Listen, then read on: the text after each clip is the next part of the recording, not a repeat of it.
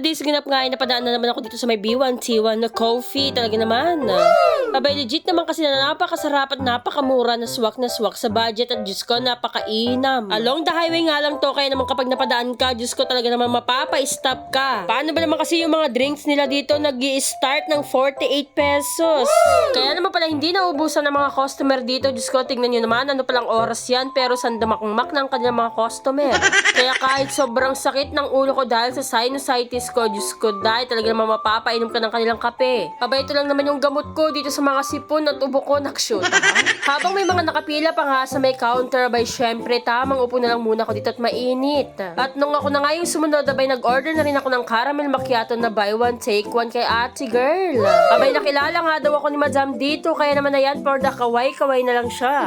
Thank you so much naman. Talaga naman napaka-approachable na mga staff nila dito sa B1T1, pati na rin yung may-aring napaka-cute. Ay, nakshoot, ha? Nakapagbayad na nga rin ako dyan at binabarihan na nga ako ni ate girl. Abay, syempre, blockbuster dito, kaya naman mag-aantay ka talaga ng 5 to 10 minutes para mag-antay sa in-order mong coffee.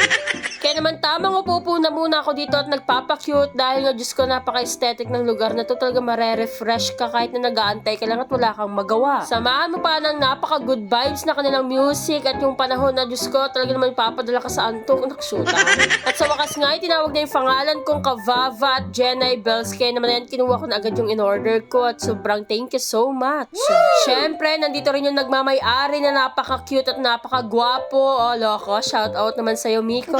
Thank you so much sa masarap mo. Ay, charis, sa masarap na kape, nakshuta. O, diba, napakagaling talagang mag-amoy ng ate ko. Talaga naman amoy na amoy niya panggang salaysay yung mga binili kong kape, nakshuta. Kaya naman pagkalabas ko, Diyos ko, nandito na agad sa labas. Sinundo niya nga ako dito at didiretso kami ng Waig. Kaya naman pagkarating namin dito sa Waig, gabay syempre busy na naman ang lahat. Birthday nga ni Ian ngayon, kaya naman dito niya celebrate sa Waig. Kaya naman busy ang mga person. Habang ako, syempre tamang vlog lang dito dahil nga, Diyos ko, kakain na naman tayo ng pagkarami-rami. Pero Diyos ko, kanyaman ng buhay talaga dito sa Waig. Talagang napaka-relax. Pero mukhang mas masarap yung buhay nitong si Ryan. Nakshuta, paupo-upo na lang. After nga na lang makapagluto ng pagkarami-rami, abay, syempre, videoan ko na ng batakam na kayo at maglaway na kayo, nakshuta. Naparami ata yung kanilang niluto pero kukunti naman yung bisita nila at buti na nga lang talaga may tinatawag na silipin, nakshuta. Talaga naman doon talaga ako babawi.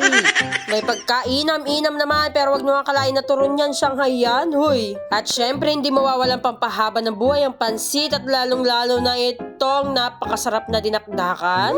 At ang pinakapaborito ko, chicken feet. Uy, kanyaman na. O loko, after nga ng matinding pagtatrabaho at pagluluto, abay syempre ito na yung pinaka-exciting na part.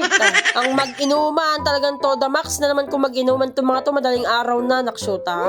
Kaya nga sabi ko, sige, tamang shot lang kayo dyan dahil kami talagang kain kami ng kain dito, nakshuta. Katatapos pa nga lang namin kumain dyan pero hindi na naman namin napigilan yung mga staff namin na magkain-kain na naman dito. Abay, hindi naman kasi kami manginginom, kaya naman yan na lang talagang 40 namin ng kumain.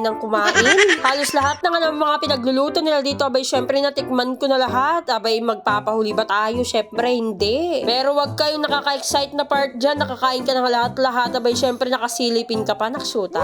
At habang kumakain na nga kami dito, dumating na rin naman na itong dipos na talaga namang manghuhuli na naman sa mga manginginom, nakshuta, charis lang.